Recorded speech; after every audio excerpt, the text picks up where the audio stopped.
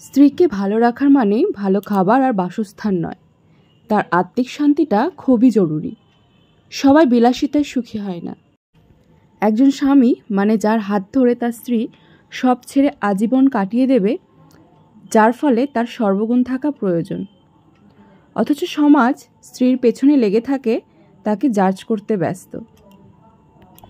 আপনি জানেন না আপনার স্ত্রীর ত্যাগের গল্প? আপনার চোখে সে সর্বসুখী। এরকম হলে সমস্যা আপনার চোখে, সাথে অন্তরেরও। আপনি আসলে তাকে উপলব্ধি করতে পারেন না।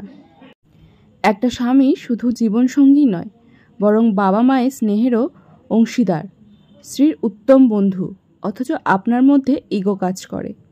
স্ত্রীর উপদেশ যদি শুনতে শরীর জ্বলে, তাহলে বুঝে নিন শয়তান আপনাকে অহংকারে কাবু করে ফেলেছে। স্ত্রীর প্রতি যেমন স্বামীর কর্তৃত্ব রয়েছে, সেই রূপ স্বামীর প্রতিও স্ত্রীর পূর্ণ হক রয়েছে। সংসার জীবনে কলহ আসবে, কিন্তু সে কলহে জবান দিয়ে যেন এমন কিছু না হয় যেটা সাংসারিক জীবনটাই বিস্বাদ করে দেয়।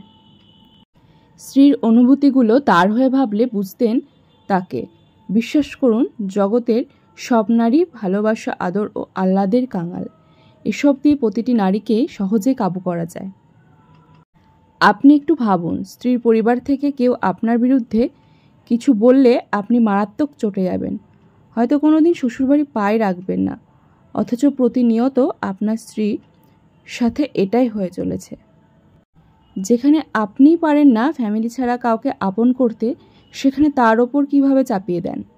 মেয়ে বলে কি মানুষ নয়? আপনিও সেই মায়ের সন্তান, সেও মায়েরই সন্তান, বরং বাবার রাজকুমারীও।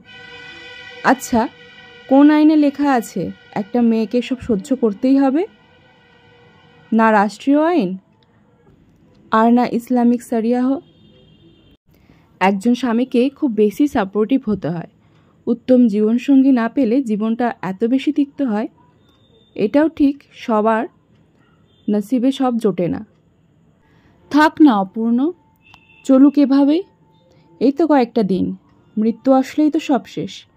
দুনিয়ায় কষ্টের বিনিময়ে আমার আল্লাহর কাছে সুখ চেয়ে নেব পরকালে। একদম বাস্তব সত্যি একটি লেখা, কিন্তু আজকালকার সমাজে এটারই বড্ড অভাব।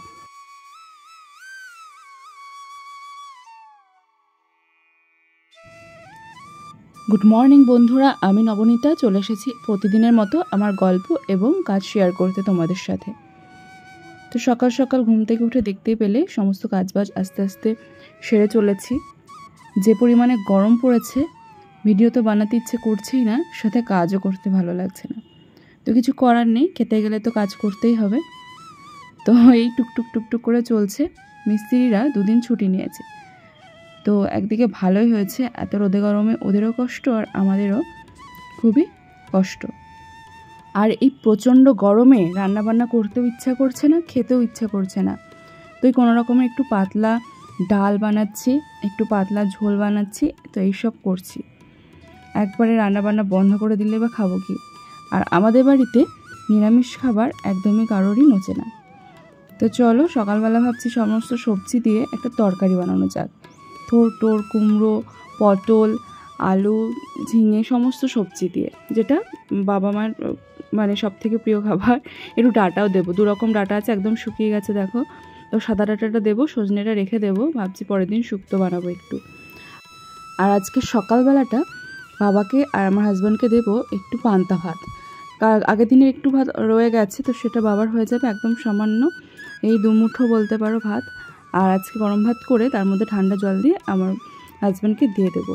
কারণ এত গরম পড়েছে, সকালবেলা কি দেবো ওদের খেতে বুঝে উঠতে পারছি না। তো ভাবলাম রুটি ফুটি করবো না, আজকে ওদেরকে একটু ভিজে ভাত ভালো করে মেখে দেবো, তাহলে ওদের খাওয়া হয়ে যাবে।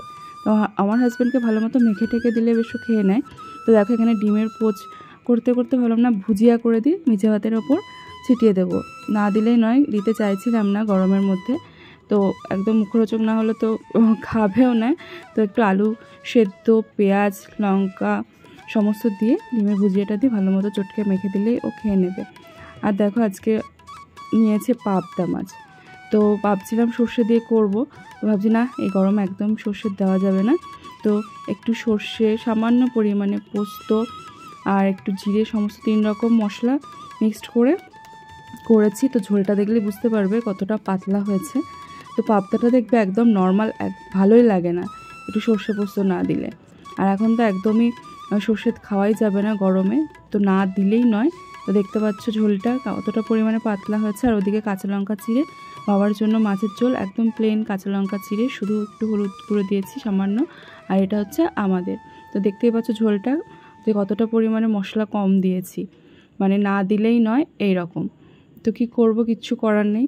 এই গরমে নিজেদের একটু স্বাস্থ্যের দিকে খেয়াল রাখতে গেলে এইভাবে হালকা পাতলাই খেতে হবে। আর করেছি আম দিয়ে টক ডাল, আমের সাথে একটা টমেটো দিয়ে দিয়েছি। তো এই হচ্ছে আজকের মেনু, একদম একদম হালকা পাতলা খাবার। তো দেখতে পাচ্ছ বেশ বাসন জমেছিল, তো সমস্ত ধুয়ে নিলাম। আর রান্নাঘরটা একটু ভালো করে সাবান দিয়ে পরিষ্কার করে ধুয়ে মুছে নিচ্ছি। তো চারিদিক তেল চাপচাপে। আর দুপুরের দিকে বানিয়েছিলাম একটু লাল দই। এত গরম পড়েছে, দই পাতার সাথে সাথে 1 ঘন্টার মধ্যে দই গেছে পুরো জমে। তো দেখতেই পাচ্ছ কীভাবে করছি না করছি। তো এই হচ্ছে সারাদিনের আজকে কাজবাজ। তো বন্ধুরা, গরমের মধ্যে একদম ভিডিও বানাতে ইচ্ছা করছে না, কাজ ঠিকই করছি। তো এর মধ্যে যেটুকু বানাচ্ছি তোমাদের সাথে শেয়ার করলাম। আশা করি ভালো লাগবে। ভালো লাগলে পাশে থেকো, এভাবেই সাপোর্ট করে যেও।